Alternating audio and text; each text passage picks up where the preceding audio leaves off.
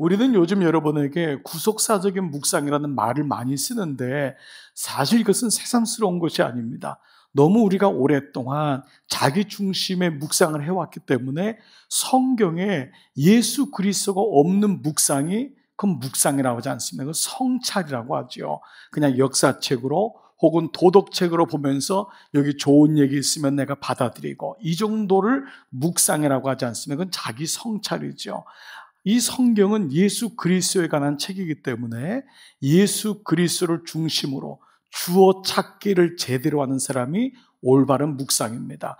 오늘날 이렇게 이단들이 설치고 여러분 아시죠? 우리가 주어 찾는데 그동안 실패했던 것이죠. 자, 이런 면에서요, 주 3세기 때 초대교회 때 사도들의 시대가 지나고 교회를 공교하게 하고 그 교회를 말씀의 교리로 말씀을 잘 세운 교부라고 하는 분들이 있습니다.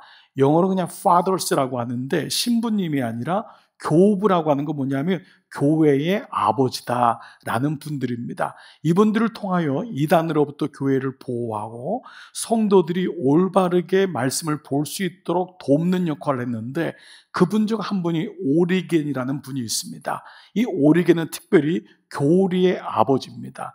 교회를 말씀으로 잘 세우고 성도들이 말씀을 어떻게 해석해야 되는지 읽어야 되는지를 잘 설명하신 분인데 이분에 의하면은 성경은 세 가지의 해석을 통과해야 된다라고 했습니다. 자, 세 가지를 잠깐 말씀드려 볼게요. 첫 번째를 뭐라고 했냐면 몸적 해석이라고 했습니다. 이건 몸통 해석이라고 하는데 몸 전체를 보는 묵상을 훈련해야 된다는 것입니다. 손끝만 보면 안 됩니다. 머리만 보면 안 됩니다. 즉 이 말씀 뭐냐면 성경의 전후 맥락을 잘 살펴야 됩니다. 소통을 잘하는 사람이 가만 보면요, 이 사람이 어떤 이유에서 이 말을 했는지를 곰곰이 씹는 사람입니다. 여러분, 성숙하지 않은 사람이 뭐죠? 그 얘기만 따가지고 그렇게 생각하면 안 되지 않습니까? 말씀 묵상도 마찬가지입니다. 몸통 전체를 보는 것입니다. 자녀들이 부모에게 혼을 낼 때 부모의 그 메시지만 받으면 안 되고 부모의 마음을 읽고 왜 그런 얘기를 했는지를 보는 것과 마찬가지일 것입니다. 이것이 몸통 해석입니다. 두 번째는 혼적 해석이라고 했는데요, 이것은 비문자적 해석으로 문자만 보는 데서 나와야 한다는 것입니다. 여러분, 성경을 볼 때 그 액면만 보면 안 됩니다. 성경에서 죽어라 말은 죽으라는 그 의미가 아닙니다. 영적으로의 죽음을 충분히 봐야 되는데 우리는 그 액면만 보게 되면 안 됩니다. 그래서 이 오리겐은요, 성경은 분명히 컨텍스트, 상황이 있다. 그 말씀을 예수님이 하실 수밖에 없는 상황이 있고 누구에게 얘기했는지 청중이 중요하다. 여러분, 그렇지 않습니까? 그 말씀을 한 상황이 있어요. 그리고 누구에게 말씀했는지, 이게 제자에게 말씀했는지 서기관과 바리새인에게 말했는지 회중을 향해서 얘기했는지를 알아야 됩니다. 이것이 혼적 해석이라고 했어요. 세 번째 뭐냐면 영적 해석이라고 했는데 이 말은요, 그 성경 안에 구원에 이르게 도와주는 숨겨진 의미를 찾는 것입니다. 성경은 도덕책이 아니라 구원에 이르는 책이잖아요. 이 말씀이 구원으로 흐르게가는 영적 의미를 찾아야지만 이것이 껍데기적인 피상적인 묵상이 되지 않는다. 이걸 가리켜서 우리가 뭐라 하죠? 구속사적인 묵상이라고 하는 것입니다. 그 안에 예수 그리스도가 있는, 여러분이 말씀을 들을 때 그리스도가 없으면 결국 그것은 교훈으로 삼는 것을 이미 우리는 알고 있습니다. 예수님이 산 위로 부르셔서 당신이 누군지를 드러내시고 당신의 진리를 말씀하는 거예요. 왜요? 무리들은 못 알아들으니까. 무리들은 어렵다 그러고 예수님을 떠나가니까 예수님이 제자들을 데리고 산 위로 올라가서 누가 진정한 복인 줄 아느냐. 그것이 팔복의 처음 말씀이었습니다. 너희는 세상의 소금이다. 소금이 되면 안 된다. 너희는 이미 소금이고 너희는 이미 빛이다.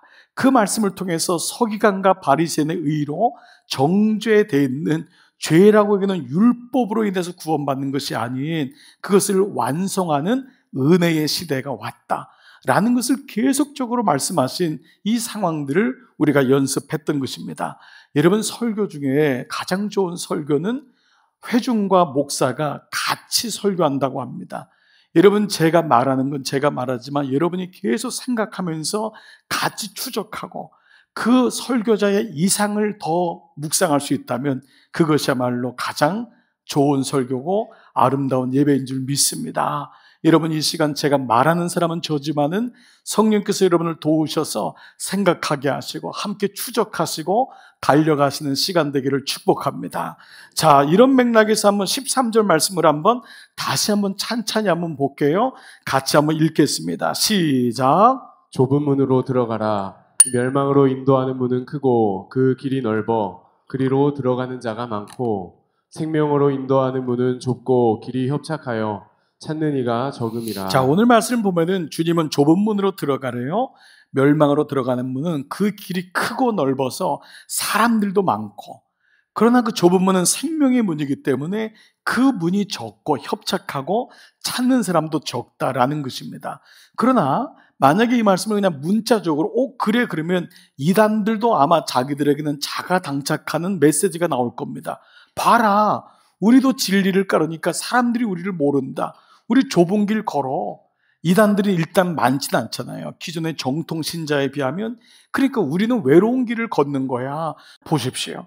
이 세상은 그렇게 아주 인수격으로 이걸 설명할 수도 있을 거고요. 또 어떤 사람은 진리는 좁은 길로 걸어가는 건데, 좁은 길은 자기 수행을 하는 것이구나. 자기를 쳐서 복종하고, 여러분 중에도 그렇게 생각하는 분이 많이 있을지 몰라요. 고생길을 들어가는 거다. 예수 믿는 건 고생길이야. 그래서 제자 훈련 받고 이렇게 하는 이런 거를 다 좁은 길로 생각할지 모릅니다. 많은 사람에게 좁은 길은 뭔가 사람들이 일반적으로 가지 않는 길, 거기는 뭔가 애를 쓰고 최선을 다해서 걸어가는 길. 그래서 어떤 분은 성공한 자기에 대해서 내가 좁은 길을 걸었지라고 하는 분도 있습니다. 그러나 우리가 말씀으로, 구석서적인 말씀으로 보면은 과연 이것이 옳은 것일까? 우리는 산 위에 올라가서 그동안 율법으로 613가지의 조문으로 수많은 사람을 얽어매서 너희가 이렇게 해야지 구원을 받을 수 있어 라고 해서 율법으로 정죄한 영혼들을 통하여 너희는 그들을 비판하지 마라, 정죄하지 마라. 그들 모두가 나그네된 자, 여자된 자, 장애인된 자, 가난한 자, 이 모두가 충분히 구원받을 만한 사람이다. 그래서 바로 뭐예요? 예수 그리스도를 믿음으로 말미암아 모든 믿는 사람에게 미치는 하나님의 의인이 차별이 없다. 이 말씀을 하시려고 올라가셨는데, 만약에 우리가 이 말씀을, 좁은 문을 우리의 애씀이나 노력으로 우리가 하나님을 믿는 것이라고 얘기한다면 이것은 지금까지 말씀하신 것과는 너무 다른 말씀일 것입니다. 자, 그런데도 여전히 여러분 중에는 좁은 문은 힘써서 들어가는 거 아닙니까? 왜 그 메시지가 있냐면, 마태복음하고 병렬복음이 뭐냐면 사복음서예요. 마가복음은 제일 먼저 써졌기 때문에 좀 치고요. 요한복음은 영적으로 설명했기 때문에 좀 친 다음에는 남는 게 마태와 누가입니다. 그런데 마태는 대상이 누구냐면 유대인이에요. 율법으로 구원받는다고 생각하는 사람. 그런데 그 마태의 완성이 뭐냐면 누가복음입니다. 누가복음은 이방인들에게도 구원의 소식이 전하여졌다. 그러니까 마태복음이 오리지널이라고 한다면 누가복음은 적용 부분이라고 할 수 있습니다.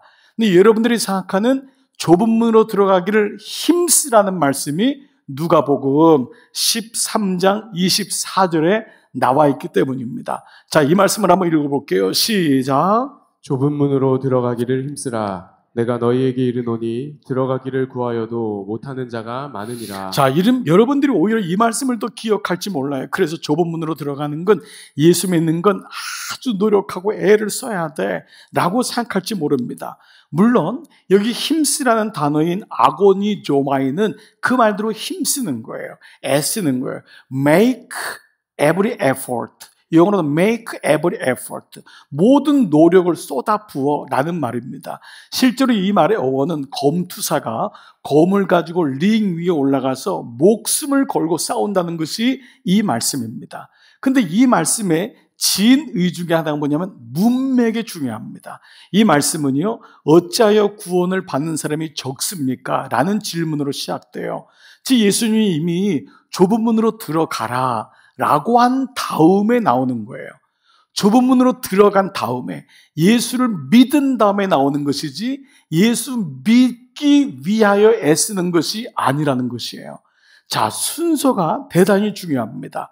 예수를 믿은 다음에 그 감격으로 헌신하는 거하고 헌신함으로 예수를 믿을 수 있구나는 다른 거예요. 여러분 이해되시죠? 예수를 믿는 것을 내가 최선을 다해서 열심히 도를 쌓고 공적을 쌓으면은 내가 예수를 믿게 되는 것하고 예수를 믿은 그 감격과 사랑 때문에 내가 헌신하고 내가 봉헌을 하고 내가 하나님께 나가는 것은 완전히 다른 거예요. 비슷한 것 같지만 달라요. 이것이 사실은 성경 전체의 메시지예요. 성경의 메시지가 뭐냐면 일반적인 종교의 메시지는 내가 애를 써서 신을 섬기는 거예요. 성경의 메시지는 뭐냐면 하나님이 우리를 사랑하신 거예요. 내가 하나님을 사랑한 것이 아니에요. 이것이 완전 달라서 이것이 성경의 축이에요. 서기관과 바리새인의 의는 뭐냐면 이만큼 하면 구원받을 수 있다 해요. 예수님의 의는 뭐냐 하면 우리의 공적과 우리의 어떤 조건과 상관없이 그분이 먼저 우리를 사랑하신 거예요. 이것이 명확하게 되는 것이 복음서요, 말씀인 거죠. 자, 그런데 오늘 이 말씀에는 바로 그러한 우리가 예수님이 좁은 문으로 들어가라는 말씀에 대해서 그 다음 말씀인데 이 말씀의 마지막 말씀이 뭐냐 하면 여러분이 잘 아시는 먼저 된 자가 나중되고 나중된 자가 먼저 되느니라. 그 말씀이 마무리가 되는 거예요. 뭐죠? 먼저 된 자는 유대인을 향한 말씀이거든요. 늦게 된 자는 이방인을 향한 말씀이거든요. 너희가 하나님을 안다고 하지만 너희가 늦게 되고 이방인들 하나님 모르는 늦게 된 자가 먼저 된다. 그 말씀을 주시면서 너희는 지금이라도 늦지 않았으니 너희의 모든 마음을 쏟아라 라고 하는 선택에 대한 말씀인 것을 알 수 있습니다. 자, 그래서요, 이미 우리는 하나님의 구원이 우리의 의가 아닌 하나님의 그 사랑으로 의로 이루어진 걸 알기 때문에 이것은 행하라, 노력해서 구원을 받아라 라는 메시지가 아니라 너희 온 마음을 좁은 문에 쏟아라. 그 좁은 문에 그 쏟아라 들어가기 위해 쏟는 것이 아니라 그 문으로 들어가라. 그리고 이것은 현재 능동형이거든요. 지금 선택하라. 지금 그 길로 들어가라 라고 하는 메시지로 보는 것이 옳을 것입니다. 그러면 좁은 문은 뭘까요? 좁은 문은 우리가 어떤 행위적인 것, 어떠한 시험을 통과하고 할까요? 오늘 전체적인 말씀을 본다면 이 말씀을 여러분이 이미 알기 때문에 여러분은 산상수훈의 팔복이 예수님 자체를 말씀하는 것처럼 마지막에 산상수훈의 마지막이라면 바로 당신이 좁은 문임을 알 수 있는 것입니다. 예수님이 좁은 문. 사도 바울의 핵심 단어가 있어요. 여러분이 잘 아시는 in Christ, 예수 안에서. 이것이 사도 바울의 모든 서신서의 핵심입니다.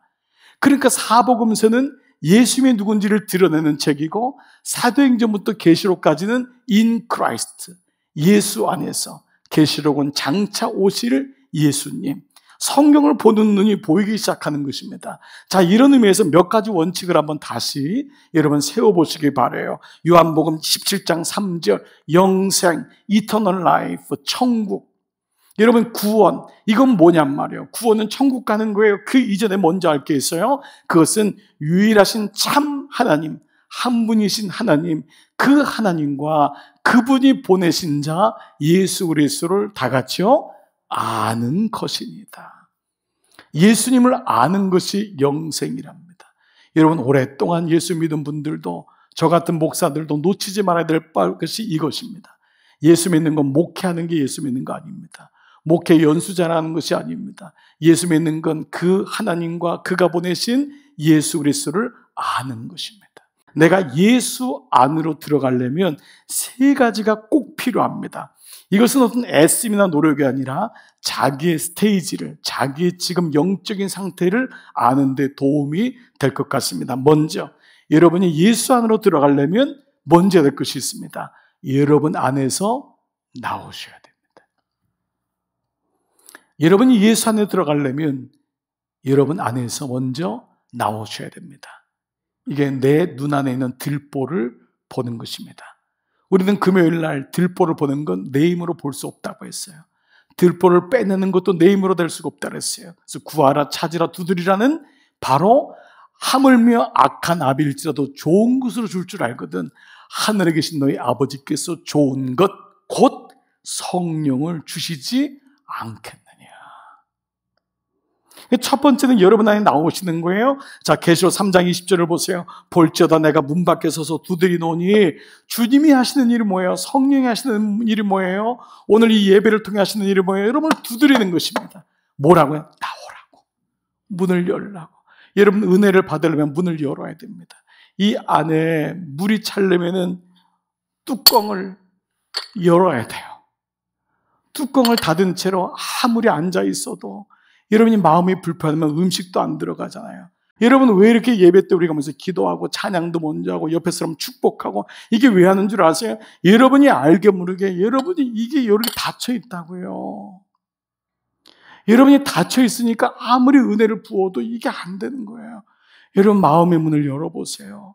문을 열으셔야 돼요. 성령님이 두드릴 때 마음의 문을 열면은 그분이 내게 들어오시겠다고 하잖아요. 근데 우리의 자존심이, 우리의 의가 너무 세가지고 콩 해가지고 안 닫히는 거예요. 안 열리는 거예요. 오늘 성령께서 여러분을 두드리실 때 여러분의 마음이 활짝 열리기를 축복합니다. 이게 은혜예요. 이게 은혜예요. 은혜를 달라고만 하지 마시고 하나님의 은혜는 늘 준단 말이에요. 여러분의 에르투다 여러분의 마음이 닫혀 있는데 어떤 분이 그러더라고. 왜 나한테는 좋은 친구를 안 줬어요? 왜 나에겐 그런 일이 없었어요? 아니에요. 하나님이 좋은 친구를 계속 주셨어요. 여러분이 마음의 문을 닫고 있었을 뿐이에요. 마음의 문을 열어야지 좋은 것을 알 줄 압니다. 평상시든 늘 화나 있는 것처럼 있는 분이 있어요. 여러분 그건 자기에게도 손해고 인생의 손해입니다. 마음을 열어보세요. 활짝 열어보세요. 사람들이 좀 미쳤날 정도로 웃어보세요. 여러분 달라요. 식당에 가도요, 좀 병원에 가도요, 의사분이 활짝 웃으면요, 환자가 마음이 놓입니다. 의사가 화난 것처럼 앉아있으면 이분에게 내 몸을 맡겨도 되나? 이런 생각이 들어요. 여러분 이런 의미로 본다면 먼저 여러분의 마음을 여는 거예요. 먼저 문을 여세요. 두 번째가 있습니다. 그리고 그분 앞에 나오셔서 나의 옳음이 잘못됐음을 고백해 보십시오. 그 말은 당신이 옳습니다.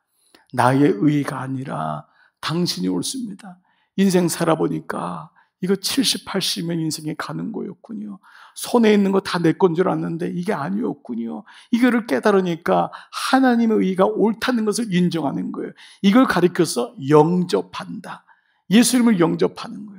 이 영접이란 건 이미 예수님을 여러분 다 영접했기 때문에 여기 와 있겠지만 다른 말로 하면 믿습니다. 믿는다라고 하는 믿음의 진의입니다. 난 정말 주님을 믿습니다. 크게 아멘을 안 하셔도 여러분 그런 분들이 많을 거예요. 주님, 저는 주님을 믿습니다. 주님이 나의 구주이심을 나는 믿습니다. 이 고백인 거지요. 보십시오. 요한복음 1장 12절 영접하는 자 곧 그 이름을 믿는 자들에게는 하나님의 자녀가 되는 권세를 주셨으니 믿을 때 어떤 일은 자녀가 되는 것입니다. 여러분 저희 집에는 저희 집을 마음대로 드나들 수 있는 사람은 아이밖에 없어요. 아이는 마음대로 들어. 제가 키 번호도 알려줍니다. 이놈은 집에 뭐 한 것도 없지만 냉장고를 마음대로 엽니다. 마음대로는 왜요? 자녀이기 때문에. 자녀이기 때문에. 두 번째는 내가 하나님의 자녀임을 고백하고 그것을 믿는 것입니다. 예수 안에 들어가는 것은 그분이 그리스도이심을 믿는 거잖아요.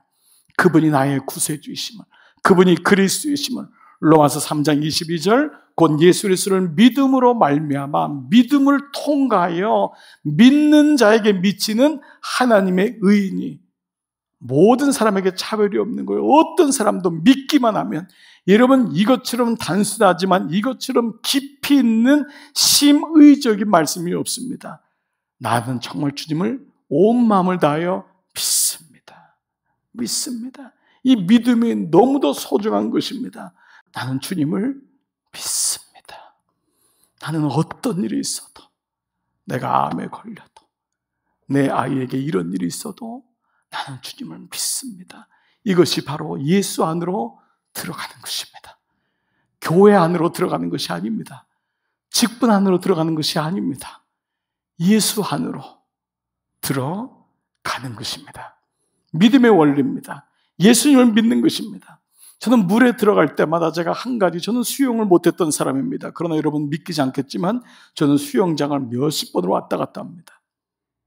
근데 그것을 하게 된 계기가 있었습니다. 저는 물이 두려웠던 사람이에요. 근데 그 코치의 말을 믿었어요. 목사님, 물에 들어가면 몸이 뜹니다. 이걸 믿으셔야 됩니다. 제가 수영을 못했던 이유는 물에 들어가면 잠긴다는 믿음이 너무 컸어요. 그러니까 물에 들어가면 나는 옛날에 물에 빠졌던 트라우마가 생각나는 거예요. 근데 그분이 물은 목사님을 띄우게 합니다. 물은 몸이 빠지지 않습니다. 거기서 막 목사님이 막 하려고 하니까 난리지. 가만히 있어 보십시오. 가만히 있었더니요, 몸이 쑥 위로 올라오더라고요. 근데 그때 그 순간은 정말 거듭남의 순간이었어요, 진짜. 여러분 이거 경험해 보시면, 대부분 수영하시면 이거 경험합니다. 물이 뜨네. 그래서 그 온 수영장을 떠요 이러면서 막 돌아다녔습니다. 그런데 그 뜬 다음에 제가 자유형을 하니까 빨리 가고, 뜬 다음에 배영을 하니까 뒤집어 가지고 가고, 뜬 다음에 개구리 수영도 하고, 뜨니까 그 다음에 가능하더라고요. 사랑하는 여러분, 믿음의 원리가 이와 같습니다. 믿음은 내 애씀으로, 노력으로, 분별로 되는 것이 아니라 그 하나님의 의에 들어가는 믿음의 원리를 발견하는 것입니다. 예수 안으로 깊이 들어가면 들어갈수록 자유함과 기쁨이 그 안에 있는 이유가 여기 있는 줄 믿습니다. 마지막 세 번째는요, 바로 예수 안에 들어가는 것은 그분 안에 붙어 있는 것입니다. 많은 사람들은 그 안에 들어가지만 나오기를 반복합니다. 여러분, 어느 분이 그러더라고요. 직장 그렇게 많이 옮겨보고 해봤는데 안 옮긴 거랑 별 차이가 없더라고. 매일마다 옮기고 이거 해보고 저거 해보고. 아니에요. 붙어있는 게 은혜입니다. 이런 믿음은 붙어있는 거예요. 자녀가 부모에게 붙어있을 때 은혜가 있는 것입니다. 보십시오. 요한복음 15장 4절, 내 안에 거하라, 나도 너희 안에 거하리라. 가지가 포도나무에 붙어있지 아니하면 스스로 열매를 맺을 수 없고. 이 말은 뭐예요? 스스로 열매를 맺으려고 애를 쓴다는 거예요. 이게 자의적인 믿음인 거거든요. 가지는 붙어있으면 열매를 맺는 거예요. 여러분이 이런 성품 저런 성품을 만들려고 안 해도 예수 안에 들어가면 그것이 자동적으로 되는 것입니다. 가지가 해야 될 일은 나무에 붙어있는 것입니다. 그렇습니다. 너희도 내 안에 있지 아니하면 그렇게 되는 거예요. 가지는 말라서 비틀어진다. 그 다음 말씀이 그 말씀 아닙니까? 말씀을 맞출게요. 예수 안에 들어가 보십시오. 이미 들어가 있는 분은 그곳에 깊이 머무십시오. 내 의가 너무 강하다고 생각하시는 분들, 마음의 문을 열어보십시오. 예수님이 녹화하는 소리를 들어보세요. 그리고 문을 열어보세요. 그리고 예수님을 진심으로 나는 믿습니다. 이 고백을 해보세요. 그리고 그분 안에 붙어 계십시오. 열매를 맺을 것입니다. 오늘 저는 이미 여러분이 이 믿음의 모습이 여러분인 줄 알기 때문에 오늘 마태복음의 처음 5장의 처음은 바로 심령이 가난한 자는, 애통하는 자는 내가 복이다. 그 복이 나다. 그리고 오늘 그 문으로 주님이 초청하십니다.